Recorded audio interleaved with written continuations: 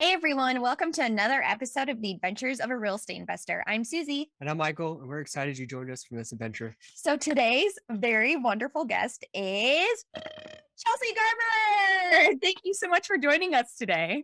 Thank you, Susie and Michael. I wish I got that great of an intro everywhere and every day. Right? I mean, like automatic smile to the face. I loved it. I love it. Well, it is a pleasure to be with you here today. We obviously know each other pretty well, so I feel extremely fortunate to not only know you and get to work with you, but to be here on your podcast. This is awesome. Well, a long time in the making. Yeah, no, and thank you so much. We feel that same way about you. So I'm glad that we could join forces here. But even just to let our audience know, as Chelsea mentioned, like we've known each other for a while. We've just been really like at the same meetups. We invest in the same areas. Like it was very likely that we were going to collide eventually. So I'm like 99% sure one of the first places was like Brian Briscoe's meetup, Mhm. which is why I love Brian Briscoe's meetup because we've just met so many awesome people from there, and you are definitely one of them. So thank you, thank you, thank you again for joining us. Yeah, no, thank you. And for those of you who don't know me, obviously I am Chelsea Garber, as Susie has so kindly introduced me. Born and raised in New York. My professional background is actually in interior design and construction. So have owned multiple design firms in both New York and Los Angeles. Have done the homes of celebrities, very high net worth individuals, CEOs, executives, and it had a really great run. However, it was also very exhausting living in New York City and working, running multiple design businesses. And about, let's see, like most people during the pandemic, had an opportunity, like, you have done in your lives, to kind of step outside of my comfort zone and do something different, which was move to Park City, Utah. And I've been super fortunate for the last, it's been a little bit over a year. And I've now partnered with Tate and Carl from GreenLight Equity Group. So we're partners, and it's just been awesome. And I just want to say, like, hats off to you too, because what I love about you is that you've kind of like just accepted a different paradigm, right? About traveling, leaving the W-2, and how can you create an impact? And I think you're world travelers because you're bold and you want a different perspective on life. So, hats off to you. Thank you so much, Chelsea. Yeah, it's awesome. Can we dive a little bit deeper in like why you started investing in real estate and that whole thing? Because you have a design background and everything like that, but like what brought you into like the real estate investing side of things? I just always had an interest in real estate, being involved, but not on the ownership end. I kept seeing what real estate could create and the opportunities, and taking the professional background of working in both commercial and residential design.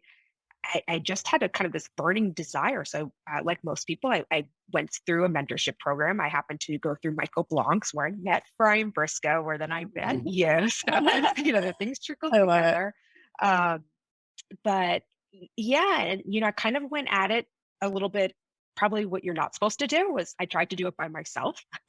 And I learned very quickly that this was a team sport. And, by working together in conjunction, pulling together strengths and weaknesses, we could do so much more. And I actually met Tate, my business partner, at one of Michael Blanc's events a little over 2 years ago, his Dealmaker Live. And Mhm. we just kept in touch. There was a lot of synergies, like shared values. And when, the opportunity arose to move out to Utah, I really just was like, you know what, why not? What do I have to lose? And a little over a year later, and we've scaled this business tremendously. And it's been just such an exciting ride, and to be able to share that with other people, mostly our tenants and our investors and partners, like, you two, it's been so fulfilling.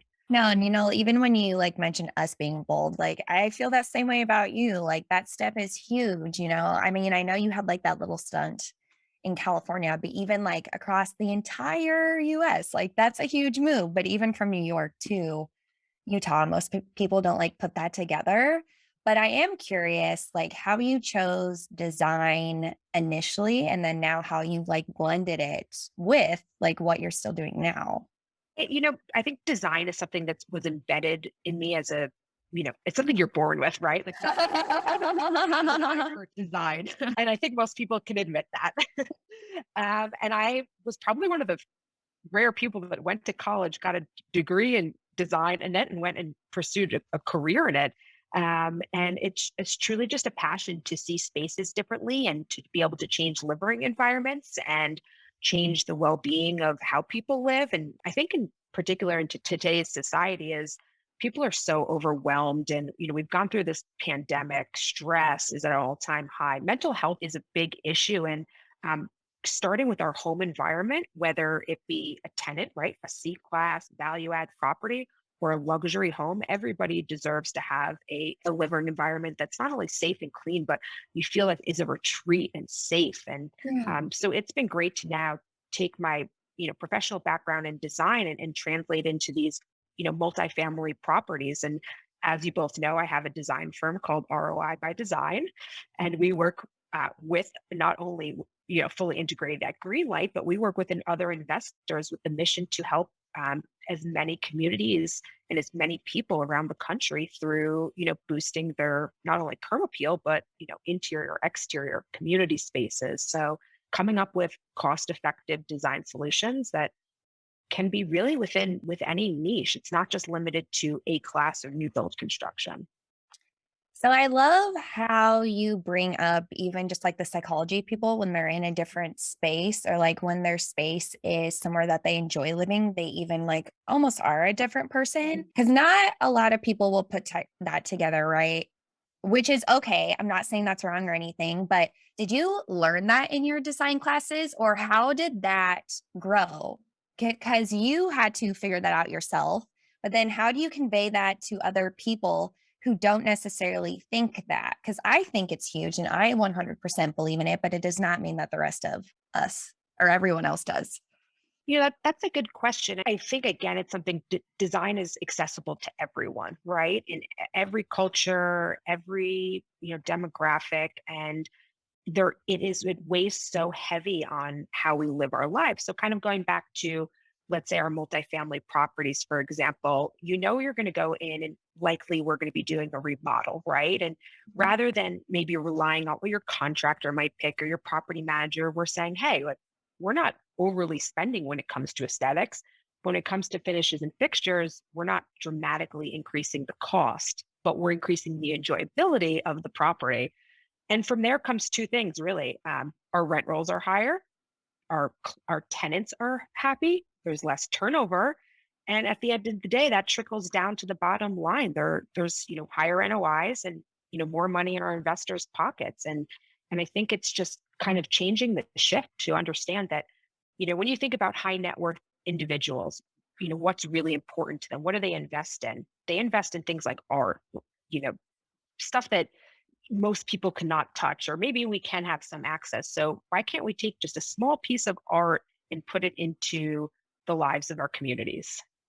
No, absolutely. And I love that you talk about like the interior space, but I'd love for you to also touch on the exterior space. Cause like when I see some of your like concepts come to life, I'm like, what is this? Like it's super, super cool. But can you explain even how like the exterior makes a difference? Not necessarily for like curb appeal, because I know that's like a huge part of it, but what else does it add, or what else do you try to add if somebody was just having like a dull moment? Like what creative ways could they start looking at it? Like what advice would you want to give to someone who would love to try to implement at least something small? It always is budget pending. I think curb appeal is super important. It's like when you meet somebody, you make your impression of them in the first couple of seconds, regardless of who they might be. So, starting with signage and branding, what does the property look like from the moment somebody pulls into the parking lot to the moment they walk into the leasing office, and that aesthetic, it creates a feeling. Paint, I would always say paint is the number, we're going to have most of the time paint a property, Mhm. budget depending. You might not be able to paint the whole property, but there's accents. People want lighter and brighter and just fresh and lively spaces. And paint is absolutely the best way to go. And that can be a really difficult decision, although it sounds like such an easy thing. You could lose sleep over, oh, did I pick the right shade of gray? And truly, interestingly enough, as you know, we invest in the same markets, right? So I spent a lot of time looking at different properties and in different markets and saw and kept saying to myself, is this really the best somebody could have done for the community and for this particular space? And truly that's why ROI by design came to life was A, to help not only our own investment firm, but B, to help other investors. We all as a community, as a country, as a world deserve to have places that are, aesthetically pleasing and welcoming and inviting. Yeah, that's awesome. So myself being a scientist, I want to kind of dive into, science, or the bridge rather, between science and design, right? Because you said, you kind of hit on it earlier.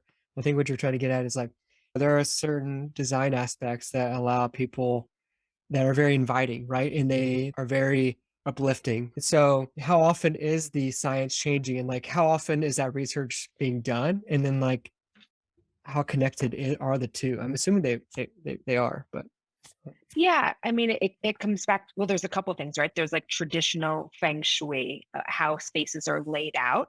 That's something that is never going to go out of style. Yeah. A lot of the design principles are very much stay the same. There's not too much that changes. However, when it comes to color, there are certain colors that have scientific research have shown different can alter different moods or environments.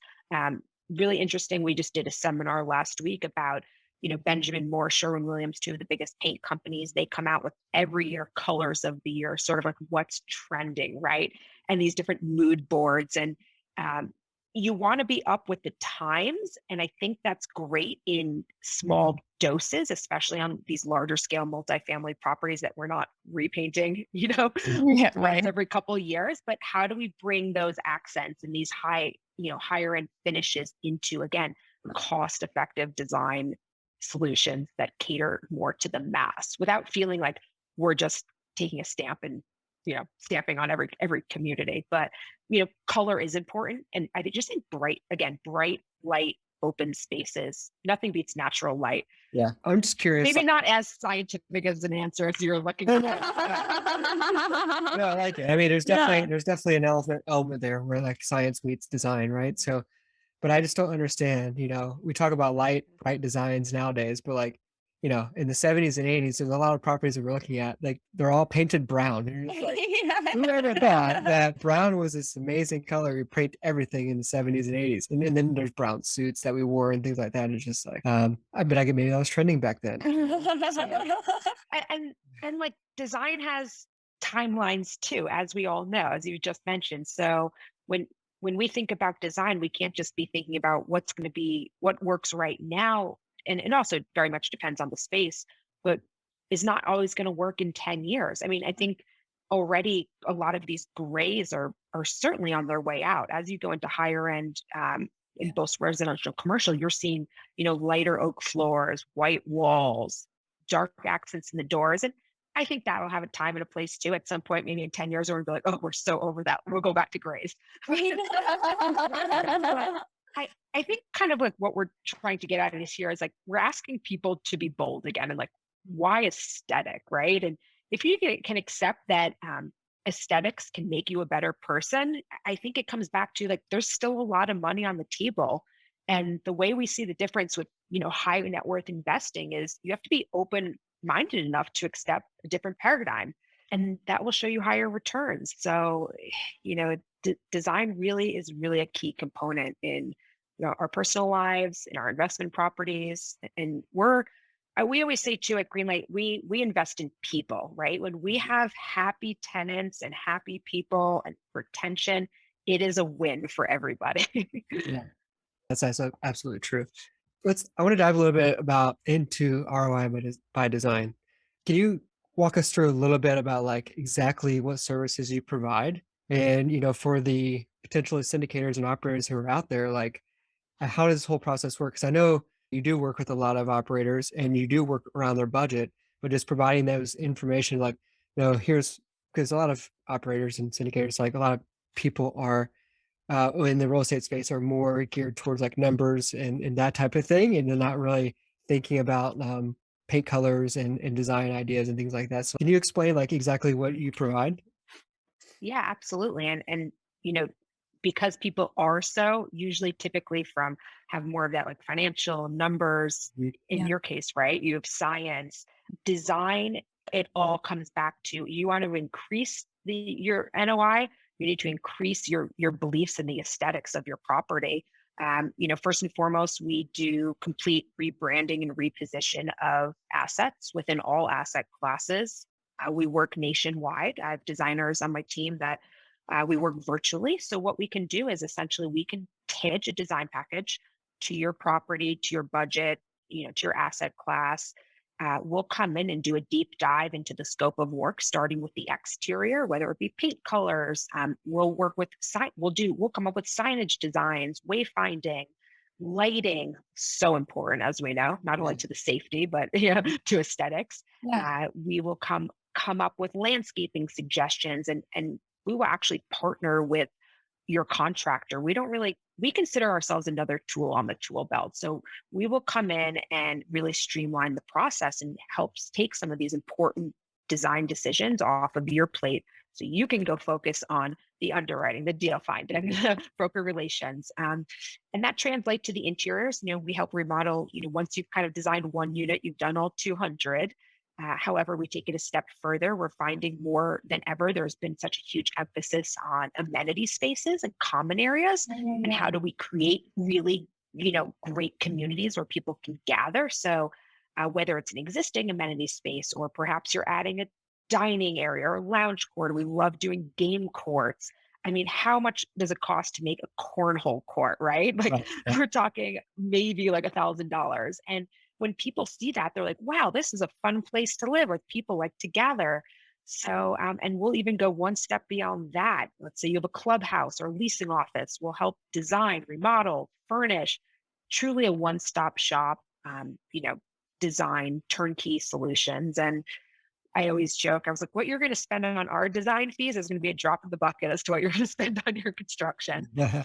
So it always becomes a win-win in our minds. I love it. So how do you, because I know community is really, really important. Like, have you ever, I'm sure you have, but I'm just curious, like, do a lot of operators come back to you and they're like, wow, now that this space has transformed, like we see so much more involvement? Because like when you first get a property and you don't see a lot of involvement, it's almost kind of hard to predict if people will actually use those spaces. I know that like a little bit of research has to go into that, right? And it all depends on like the resident base. But are you seeing like community areas being like brought to life? Yeah, I think I would say almost most, if not all, owners and operators are putting an emphasis back in the community space. And whether it's an existing space that just needs a refresh, because a lot of times, as you know, you go to these different communities and they just look tired. And it's like, Yes. would you want to hang out there? No, but if you have a bright, fresh, inviting space with comfortable furnishings and that promote gatherings, they're from what we understand, because people are continuing to do them, they seem to be working it. They're very different in different properties and different demographics, right? So people are looking for different things. Yeah, like one of the things I love the most is almost like when I see like playground areas transform, because like when you almost drive into a community, and I'm just saying this because I've also experienced this, but like you see like 20 kids all playing together on the playground and like you hear them laughing again, like even just laughter from somebody else helps put a smile on your face. And that in itself is really cool because like when children can make a friends in their area, parents again like wanting to keep your resident base over year after year, like they'll want to stay because their children have friends and like they know that they can even count on other parents eventually. But even just making a place where like their child feels like happy is huge. It's huge. It's huge. It's huge. Yeah, no, I couldn't agree with you more. And we know firsthand because we're in discussion at one of our properties. There's so many kids there, and they're out kicking cans, and they don't know Yeah. what to do because they don't have a place to congregate and have fun and be kids and play. And it's all about at the end of the day bringing people together, because people more so than ever want to feel a part of something. Mhm. I completely agree. How did you choose, like, because I'm just curious about this part. How did you choose the people on your team? Because that's like huge for you to have that vision. Don't you have people on your team? At GreenLight or at ROI by Design or ROI both? by design. Oh, ROI by Yeah. Design. Yeah. So I have two girls on my team who work full time, and they are fantastic, passionate, talented, just folks who love what they do, and kind of they caught the bug of what we're doing, right? Like from day one, we set out that as our mission statement, as I've mentioned before, was to help as many investors as we can create beautiful communities across the country. And it's been so rewarding to do this on such a large scale. In the past, being in the high end residential single space, it's great to design for a family, but we are changing hundreds, if not thousands, of people's lives on an ongoing basis. And again, it's about having a shared vision and getting people, no matter what your business is, to understand your vision and to be a part of it, and to be wanting to work towards something within your business. So it's been great, and I've been fortunate to have great people on my team. No, and I love that. And the reason I ask is because like when you can bring more people into this space and more people who want to like make a community and influence others, like they will then bring that into their own personal space and like into their friends and family. And that's huge as well, right? Like cause like I know you love it and I know the people on your team love it, but when you can start to get other people to see it and get other people to love it too, that's really when you start to be like, wow, like I'm not only doing this like for work anymore, like my passions are also, I don't want to say like oozing because that's a weird word, but you know what I Well, it's mean? contagious. Yeah. Good. Yeah, That's the it's word for contagious, right? it. Yeah. No, it Yeah, right.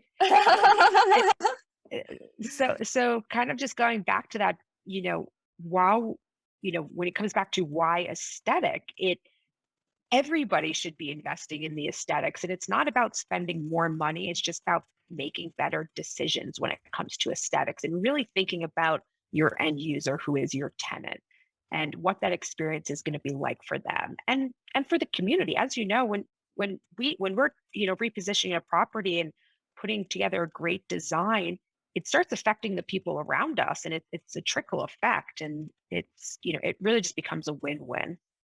Yeah, and even so, like at one of just like Michael and I's properties, the ladies there, like just like on the property management team were like, hey, we'd really like to redo the office. And like it was like a no-brainer.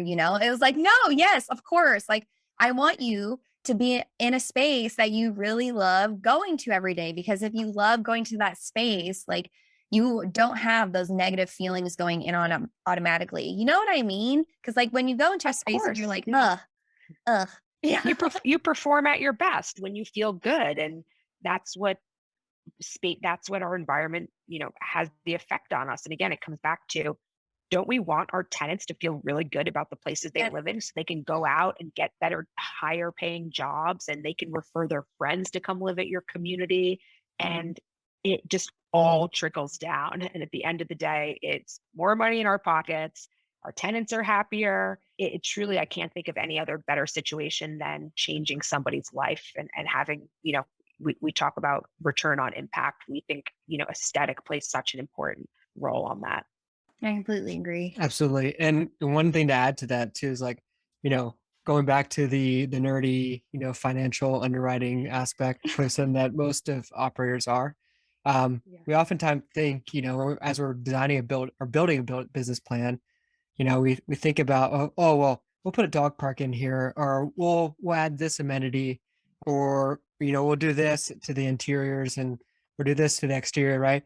And because that's what we think that the residents want, right? But like most of the time, which is great to build that business plan, raise the money, and close on a deal and things like that. But like what you should do is when you take over a deal is like, you know, design a survey, give that survey to the residents and ask them, Mhm. what of these amenities would you like? Because come to find out, most of the time, at least on the C-class assets that we close on, like nobody cares about a dog park as long as there's like, dog poop stations to pick up their Waste. the waste, then they don't really care. They don't need a fenced in dog park area, right? They're just taking their dog out and that's it. And they don't need all these other amenities that you find in like A and B plus assets, right? So like a lot of times we think that's what the residents want, but we need to figure out exactly what they want rather than just try to push additional amenities onto them. Yeah, absolutely. I mean, it's being conscious of Yeah. people and that community, and what works for them is not going to work for somebody else. So, it might be, in a C-class space, helping put in a business center with access to computers and printers to help look for jobs. So you have to think about the struggles that these people are going through, not again coming back to what we think they need can be Right. two different things. Yeah. To be honest, like thinking about the business center, right? Like you never see business centers in C-class properties. You always see them in like A+ properties, right? Like you're like thinking, who doesn't People have who a don't need them. computer? Yeah, exactly. Who doesn't have a computer that's living in like a $2,000 a month apartment? Like I'm sure they have, a nice Apple computer or something like that, right? When you actually need those business centers in the C-class properties and not the dog parks, right? So yeah, thought that was Exactly. yeah. But yeah, thanks so much, Chelsea. It's been a pleasure so far. Before we end the show, we have 4 adventurous questions we ask all of our guests. So the first question we have for you, Chelsea, is where is one place you wish to travel to and why? Oh, this one's easy for me. I have been dying to go to Japan Oh, wow. because A, culture. Just want to experience a culture unlike anything in America or Europe. B, the food. And C, I really would love to go skiing there because it's just Uh-huh. known for the best powder. That's cool. So I think we need to do like a business trip soon. Let me know. Right, That sounds absolutely. awesome. For sure. Oh, so number 2 is what is the number 1 thing on your bucket list and how are you leveraging real estate investing to achieve it? Well, I think with real estate investing, and it definitely comes back to exchanging time for money. And that's what net worth people obsess over, right? Is how do you get more time? And that's the road I'm heading down. And it's certainly, more flexibility to do the things that we love, to give back to our communities. It goes, it, time is money. Yeah, Absolutely. absolutely. Yep. So the third question is, what is one piece of advice for someone who wants to start passively investing in real estate? Well, Michael and Susie, I mean, you two have been very unconventional, and I think the same goes for investing passively in real estate, right? I would definitely say look towards the people who are ahead of you, who have done this before. If you want to talk to accredited investors, people have experience, right? Right, because that's a huge thing too. Like, and a lot of people don't want to ask other people about money questions, but like I promise you will ask like no dumb questions and like, you'll always really get an answer that'll help you learn something new. So that is huge. But then the fourth and final question is if you had unlimited resources available to you, how would you leave an impact? I thought about this one a bit, and I kind of think I'm going to switch the dime on it. I think in this business, we tend to think that having like unlimited resources or having like the most amount of doors and getting like massive is the way to go. And I personally at GreenLight, we kind of think a little bit differently. We wanted to have a manageable assets or and clients so we can really give a boutique experience and, be keep the passion and share our resources and make sure our investors succeed. So although if I did have the magic genie, I would touch every multifamily property with our design wand. I love it. No, I like that, but it's so true too. Like when you are at a manageable like amount of doors or whatever your goal is, like you really can like hone in on each and every apartment instead of just going from meeting to meeting, like not being intentional, being stressed out all the time. Like that doesn't make it worth it then either. So I really like that answer. Thank you for that. Yeah, no, it always at the end of the day comes back to have, a connection and not only with our investors, but with our tenants, right? And if we have 800 tenants, it's likely we can make sure that they're living their best lives. 8,000 might be a different story. Right. Slip through the cracks. Absolutely. I Yeah. completely agree. For sure. So Chelsea, before we end the show, would you mind sharing with our adventurous family how they can get a hold of you, find you? Yeah, absolutely. I think LinkedIn is always the best. Just Chelsea Garber, reach out there, send me a message. I will absolutely get back to you. I'm always happy to set up a time to talk, whether it be about working together with ROI by design or talking about investing with GreenLight, I'm always happy to connect. Absolutely. And if you connect with Chelsea through LinkedIn, make sure you mention that you heard her, excuse me, you heard her on our show, and she'll make sure to connect you. Add that in the show notes so that people can find you easily. So just make sure to check those out so that you can definitely connect with Chelsea because she's worth connecting with, I promise. But then, Chelsea, thank you so much again for joining us. It really was a pleasure. I mean, we love working with you. I was about to say for you, with you. That could work for me. Yeah, right. And no, and we really Be just my can't wait. spokesperson, Susie. Yeah. And we just can't wait to see like how like the property we have together now, like how ROI by design like changes that whole place up because it definitely needs a little more love on it. So we're just really, really excited about that. So thank you again for joining us. No, thank you both for all that you do and sharing this, being a great resource to the community. I applaud you and I admire you. Well, thank Thank you. you so much. So until next time, one more adventure waits. Woo!